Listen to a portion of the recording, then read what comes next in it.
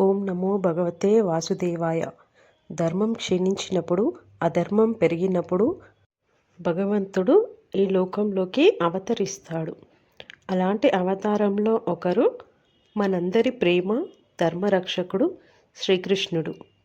ఈరోజు మనం శ్రీకృష్ణుడి అవతరణ గురించిన కథని తెలుసుకుందాము. రాక్షస ప్రవృత్తి గల క్షత్రియ రాజుల యొక్క పరిపాలనతో మరియు వారి యొక్క అనవసర సైన్యములతో భూమి భారంతో కృంగిపోతున్నది. జగమంతా అలజడులు చెలరేగెను. ఇదంతా గమనించిన భూదేవి రాక్షస రాజుల వల్ల కలుగుతున్న అలజడుల గురించి బ్రహ్మదేవుడికి చెప్పడానికే వెళ్ళెను. అప్పుడు భూదేవి గోరూపంలో కనుల వెంట నీరు కారుస్తూ నిస్సహాయురాలై ఆ దేవుడి కృపకై రోధిస్తుండెను. భూదేవి బాధను విన్న బ్రహ్మదేవుడు వెంటనే విష్ణు భగవాను నివసించే క్షీరసముద్రానికి వెళ్ళారు. తనతో పాటు శివుడు మరియు ఇతర దేవతలు భూదేవి కూడా వెళ్ళెను. అక్కడ విష్ణు భగవాను స్మరించెను. దేవతలందరూ పురుష సూక్తంతో దేవదేవుడిని స్మరించెను. అయినను ఎటువంటి సమాధానం రాకపోవటంతో బ్రహ్మదేవుడు ధ్యాన నిమగ్నుడయ్యెను. అప్పుడు విష్ణు భగవాను నుండి బ్రహ్మదేవునికి ఒక సందేశం వచ్చినది. విష్ణు భగవానుడు సందేశాన్ని బ్రహ్మదేవుడు మాత్రమే తెలుసుకోగలిగాడు. అతను వెంటనే మిగతా దేవతలకు ఆ సందేశాన్ని ఇట్లు వివరించెను. దేవాది దేవుడు తన సర్వశక్తులతో కూడి త్వరలో భూలోకంను అవతరించబోతున్నాడు. ఆయన భూలోకంలో దుష్ట శిక్షణ, శిష్టరక్షణ అను కర్తవ్యములను నిర్వర్తించుటకు దేవతలు కూడా ఆయనకు సహాయం కొరకై భూలోకంలో చేరవలను. దేవాది దేవుడు అవతరించబోవు యదువంశంలో దేవతలు వెంటనే జన్మించవలెను. దేవాది దేవుడైన శ్రీకృష్ణుడు స్వయంగా వసుదేవుని పుత్రుడై కాలక్రమంలో అవతరించును. ఆయన అవతరించడానికి ముందే దేవతలు తమ భార్యలతో సహా కర్తవ్య నిర్వహణలో ఆయనకు తోడ్పాటు కొరకై భూలోకంలోకి వివిధ పవిత్ర కుటుంబంలో వారు జన్మించవలెనని ఈ విధంగా బ్రహ్మదేవుడు విష్ణు భగవానుని యొక్క సందేశాన్ని వివరించెను. బ్రహ్మదేవుడు దేవతలకు మరియు భూదేవికి తగిన ఆదేశాలను సూచించి మధురమైన వాక్కులతో వారిని ఓదార్చితిరి. యదువంశంలో ప్రముఖుడైన శూరసేన మహారాజు మధురా దేశమును శూరసేన మండలమును పాలిస్తుండెను. శూరసేనుని పరిపాలనలో యదువంశ రాజులకు మధురై రాజధానిగా ఉండెను. యదువంశ రాజులు ధర్మం తెలిసిన వారవట చేత శ్రీకృష్ణుడు ద్వారకాలో వలె మధురలో కూడా శాశ్వతంగా నివసించునని తెలియటం చేత యదువంశ రాజులు మధురను తమ రాజధానిగా చేసుకొనిరి. ఒకప్పుడు శూరసేన మహారాజు పుత్రుడైన వసుదేవుడు దేవకిని వివాహమాడి నవవధువుతో కూడి తన రథములో రాజనగరముకు వెళ్తున్నాడు. దేవకి తండ్రి అయిన దేవకుడు తన పుత్రిక పట్ల గొప్ప ప్రేమ ఉండడం వలన తానే స్వయంగా అలంకరించబడిన కొన్ని వందల కొలది రథములను కానుకగా ఇచ్చాడు. ఆ సమయంలో కంసుడు తన సోదరి అయిన దేవకిని సంతోషపరచడానికై వసుదేవుని రథమును స్వయంగా కంసుడే నడుపుతుండేను. కంసుడు దేవకి యొక్క సోదరుడు. దేవకుడు తన పుత్రికకి స్వర్ణధామములు మరియు ఏనుగులు, అశ్వములు, రథములు తన వెంట కానుకగా పంపించెను.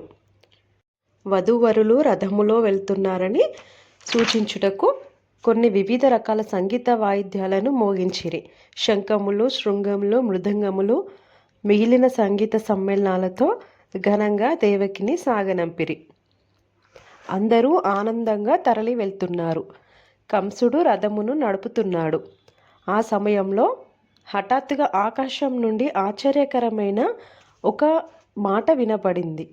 అది కంసుడిని సంబోధిస్తూ ఇలా పలికింది: కంస, నీవు ఎంతటి అవివేకివి!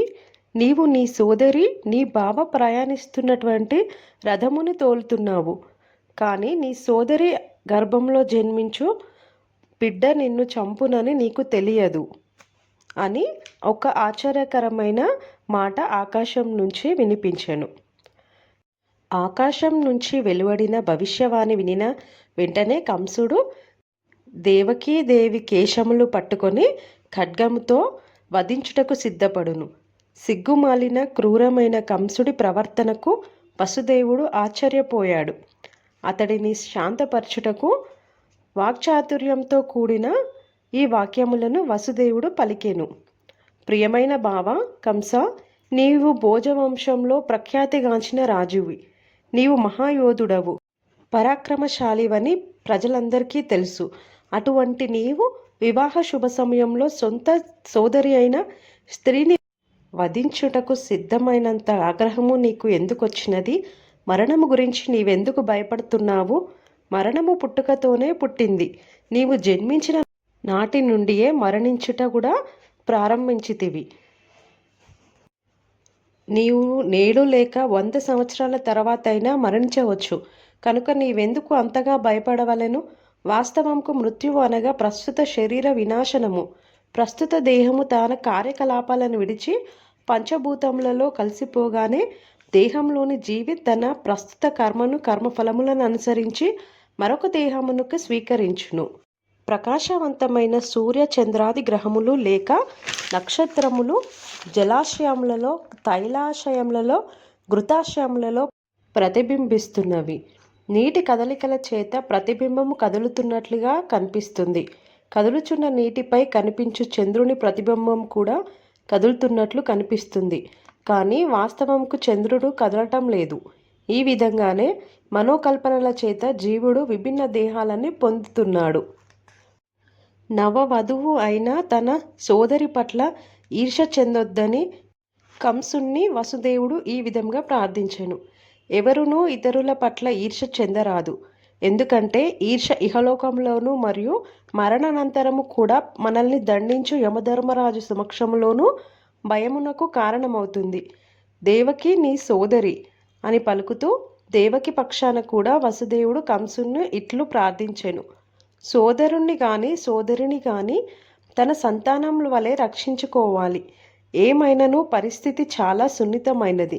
వివాహ శుభ సమయమున కనుక నీవు దేవకిని వధించినచో నీ గొప్ప కీర్తికి భంగం వాటిల్లుతుంది అని వసుదేవుడు విన్నవించెను. వసుదేవుడు సుదుపదేశముతోనూ తత్వ వివేచనముతోనూ కంసుని సమాధానపరచుటకు ప్రయత్నించెను.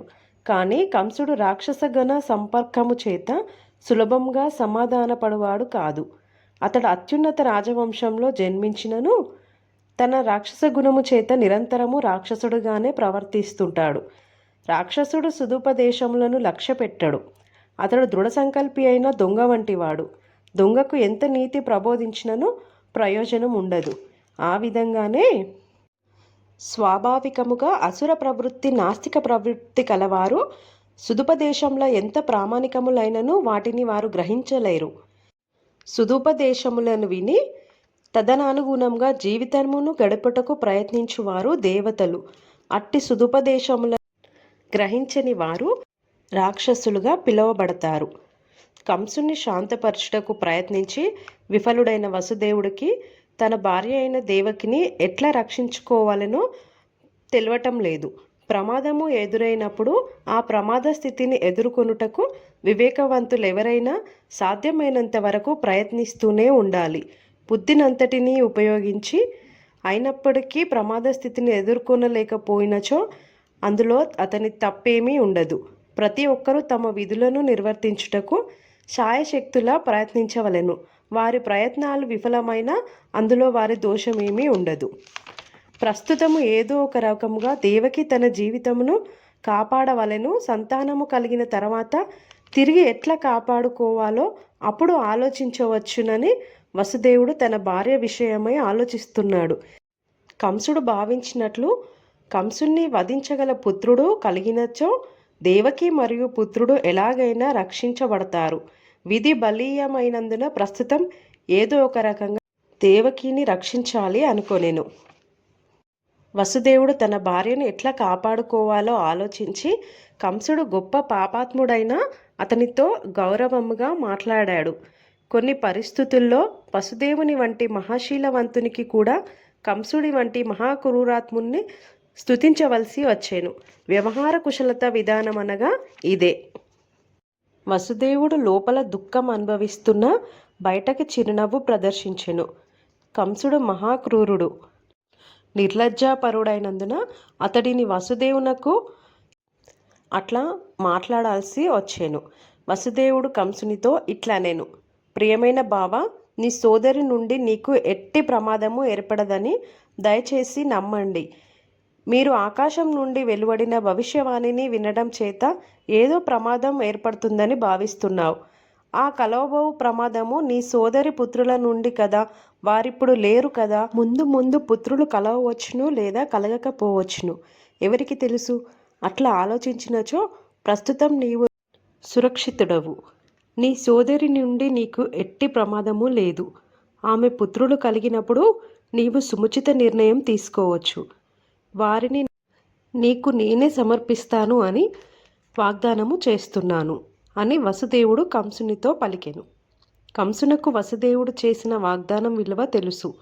వసుదేవుని వాదన అతనికి విశ్వాసము కలిగించినది. తాత్కాలికముగా సోదరుని వధించటమనే పాపకర్మను మానుకున్నాడు.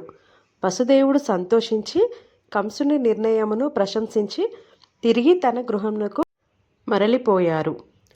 కాలక్రమములో దేవకి వసుదేవులు 8 మంది మగ శిశువులు, ఒక ఆడ శిశువుకు జన్మనిచ్చిరి.